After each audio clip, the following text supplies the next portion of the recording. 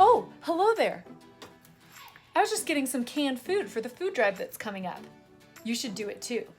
If you're interested in helping hand the food out, DM us and we'll get you the details. If you are used to serving with kids' games, sign up for Curbside Church and bring church to families in the community.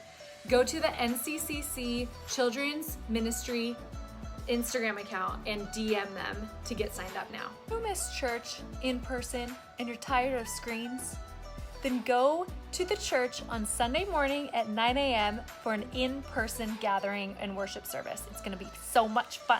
All right, y'all, here's the thing. We've got some guidelines that are gonna help us continue to meet in person, and we really want you to follow these requirements. We need you to, so that we can keep meeting in person, because we know you love it a lot more than Zoom. So here's the deal. You need to wear your mask at all times. You need to stay outside, and you gotta stay 6 feet apart. No touchy. And no sharing food. Please, if you bring it, don't share it. Bring your own, do it, and stay away. Here's the other thing. We do not wear our masks under here. We gotta wear them over here, all right? Guys, have a great night. I'll see you there. Hi guys, I'm so excited that you are going through the book of Mark in your small groups. And as you do tonight and the rest of the summer, we are going to be highlighting for you a few of the values that we see Jesus living out through his lifestyle. Because how Jesus lives is how we should feel inspired to live as well. We want to be more and more like Jesus every single day. So as you read the book of Mark, notice, what does Jesus value and how can I make that a high value for myself? Tonight, the value I want you to notice is how Jesus sees the whole person. As far as Jesus is concerned, no one is left out. No one is an outcast. No one is too far gone. No one is so far lost that he doesn't embrace them and see their whole selves. So, one example to just highlight this for you, I love these stories. You can find it in Mark chapter 5. So we have this amazing interaction between Jesus and this man who is possessed by demons. So you're probably familiar with the story. Jesus goes, there's this guy that's living, essentially he's living in the tombs. This man, he's plagued by demons. It might look like he's just not in his right mind. He is emotionally distressed, and he's so distraught that he causes harm to himself. He cuts himself with stones, self-harm, and his community has now shunned him. And so he literally lives in a graveyard. And that's where Jesus finds this man. No one else wants to be around him. He's completely isolated and alone, distraught.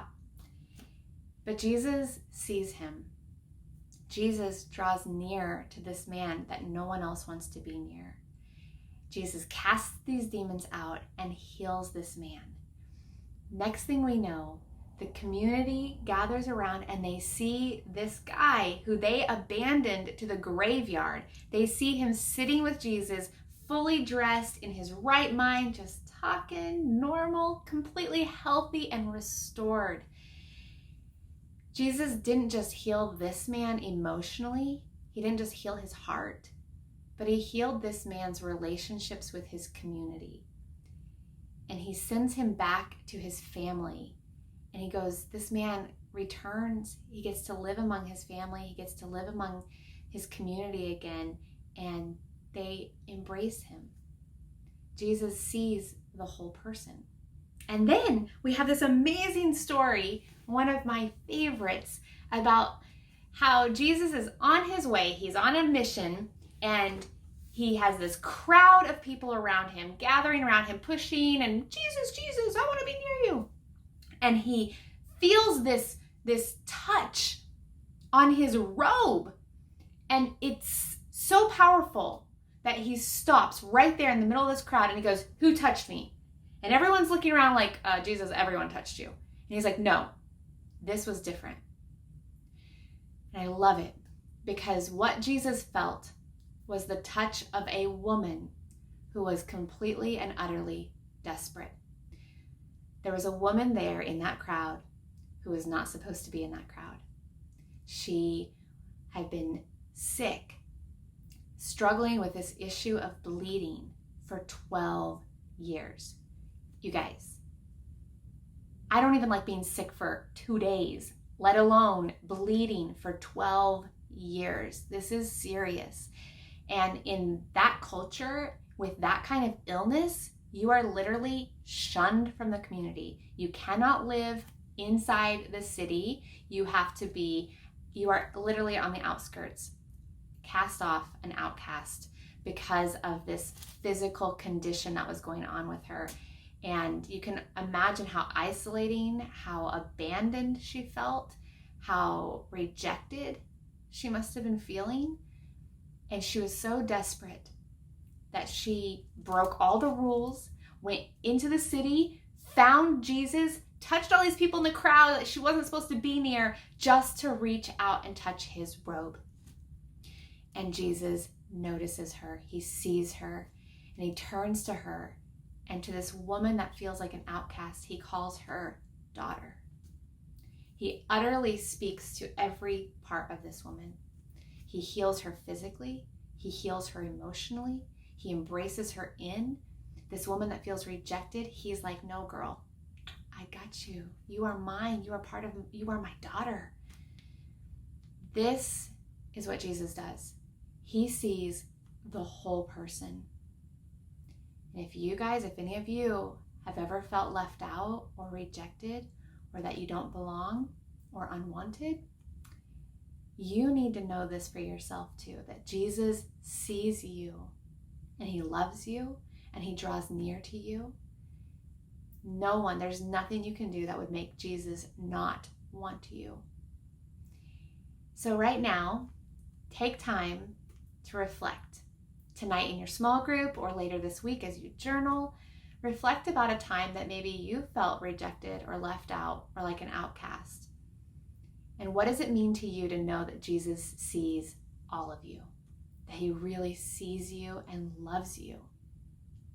What does that mean to you?